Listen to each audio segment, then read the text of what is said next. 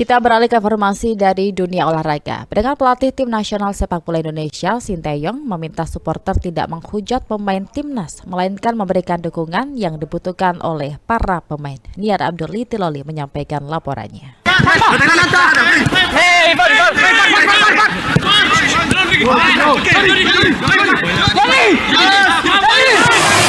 Pelatih Sinteyong meminta para supporter dan masyarakat Indonesia untuk berhenti menghujat pemain timnas Indonesia. Permintaan ini disampaikan Sin jelang pertandingan uji coba kedua Indonesia melawan Libya. Sin menyebut saat ini para pemain yang berkumpul di pemusatan latihan memiliki satu tujuan, yaitu membela Indonesia di Piala Asia. Karenanya pelatih asal Korea Selatan ini berharap supporter memberikan dukungan moral yang memang dibutuhkan para pemain. Memang fans Indonesia memang antusias sangat tinggi. Tetapi ya coachnya mohon jangan ada yang bicara keras atau kasar ya kepada pemain. Karena ya timnas ini ya kumpul untuk memajukan sepak bola Indonesia. Jadi tolong jangan berkata kasar kepada para pemain. Dengan begitu jadi pemain kurang semangat.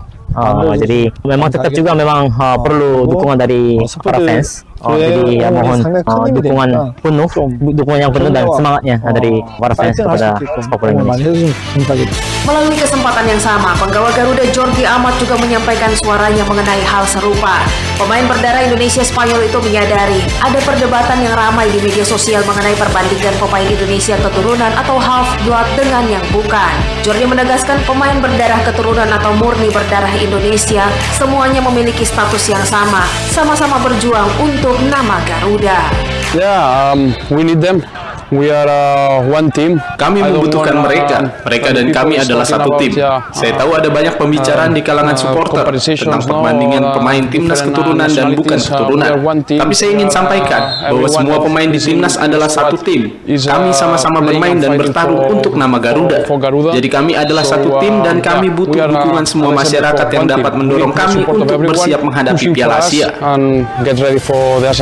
Pecinta sepak bola Indonesia belakangan ramai membahas para pemain timnas Indonesia di media sosial. Salah satu yang sering menjadi topik perdebatan adalah pro dan kontra terhadap pemain keturunan dan bukan keturunan, terutama setelah Indonesia kalah 0-4 dari Libya pada uji coba pertama Selasa lalu.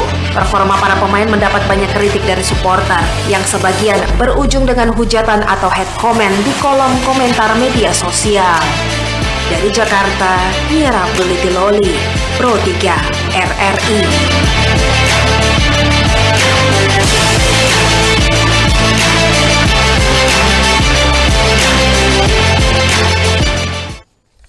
Masih dari dunia olahraga, dengan memadukan para pemain naturalisasi dan lokal, diharapkan tim nasional Indonesia meraih hasil yang terbaik di Piala Asia 2023 yang akan berlangsung di Qatar.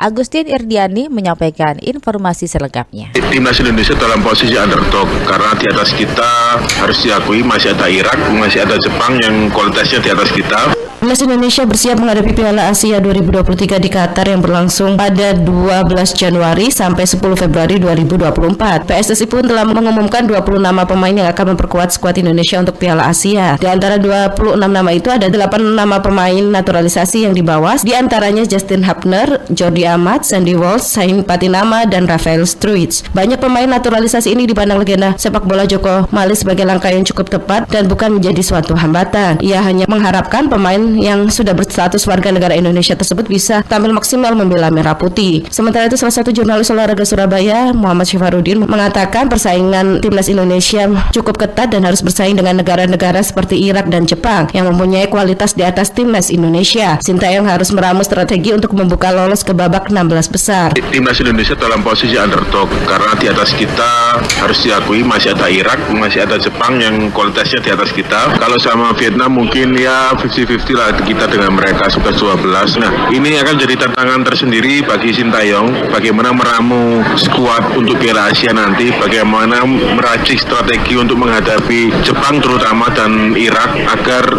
membuka peluang untuk lolos ke babak 16 besar sesuai target yang dicanangkan oleh Sejauh ini tim sudah menjalani 1 kali uji coba melawan Libya dengan hasil kalah 0-4. Selanjutnya Indonesia akan melakukan laga uji coba kedua dengan Libya pada 5 Januari, setelah itu melawan Iran pada 9 Januari di Qatar. Indonesia tergabung di grup D bersama Irak, Jepang, dan Vietnam. Laga pertama Indonesia akan melawan Irak pada 15 Januari 2024.